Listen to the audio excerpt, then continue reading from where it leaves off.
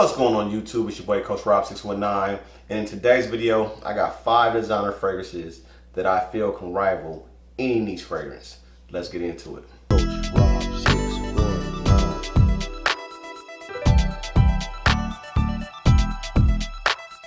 Coach Rob 619.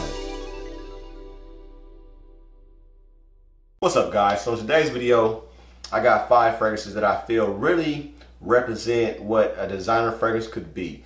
Somebody asked me the question, if I can only pick 5 fragrances that I feel would either rival niche fragrances or would be better in my opinion than the majority of niche fragrances, what 5 designers would I pick? And there's a lot that I would pick, but to me these 5 that I'm going to discuss in this video I think do a great job of showing people what a designer can be, and that there are designer fragrances that are unique. You don't have to pay this ridiculous money to buy these niche fragrances just to get a unique fragrance or just to get something that performs well, smells good, or whatever the reasons that people buy niche. So to jump right into it, let's get into number 5. Coming in at number 5, Carvin's L'Eau Intense.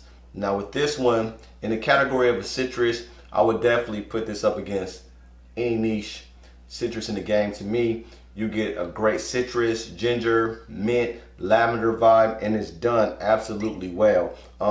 This is created by Mason Francis Kurkdjian, so that DNA that you would get out of his fragrances, he definitely put in this one. It has his trademark smell, clean and just well blended fragrance. And as for a designer, this is a great offer from the Carvin house. Look into this one, and this will be one of the fragrances that I'll put up against a niche in the citrus category. Now coming in number 4, I'll put up against any of the tobacco vibe fragrances, the tobacco, the vanilla, the honey, and anything like that. This one right here for a designer house, this is going to give you a lot of bang for your buck, and that's Pure Vaughn.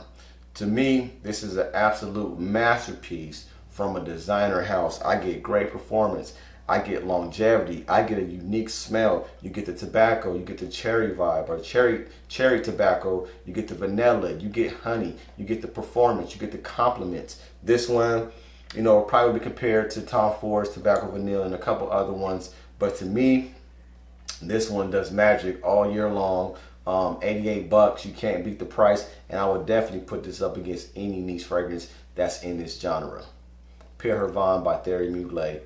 This is what I'm putting up number 4 against any niche fragrance in this category.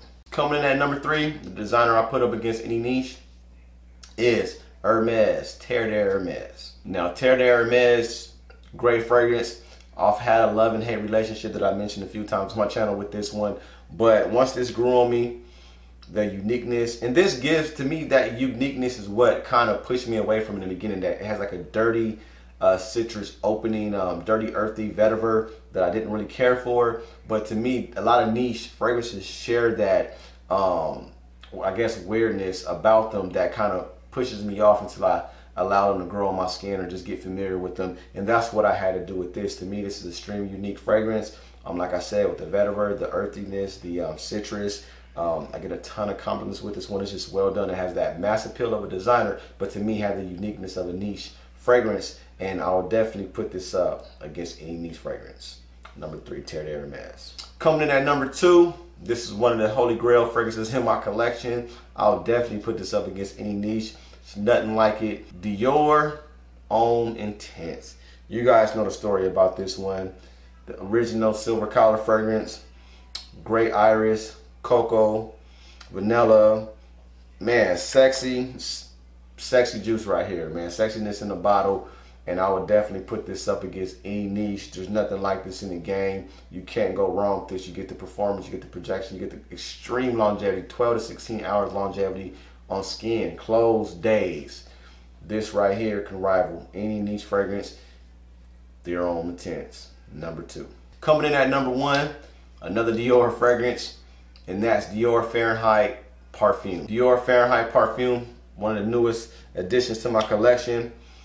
Man, it smells so good. If you haven't smelled this, definitely get your nose on this. And once again, like everything in this list, this will rival anything from the niche offering. And this one, it still has that DNA from the original Fahrenheit. It doesn't have the longevity like the original one, but it still has decent 6 to 8 hours longevity. Great smell. It's more wearable than the original. What you're going to get from this, you're going to get that violet from the original, but they put like some boozy rum cognac kind of vibe in here with vanilla.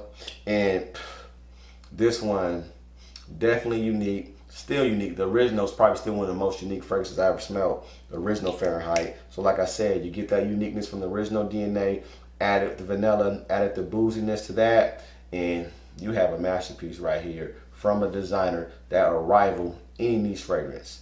And that's my number one, guys. So that was 5 fragrances that I feel will rival any niche. So if you're one of those, you know, viewers out there and you don't feel like dropping that money to get you a unique fragrance from the niche side of things, look into these 5 that I just discussed. You won't go wrong. They're all great fragrances. They all work well, perform well, get compliments, mass appeal, and everything else you would want out of a fragrance.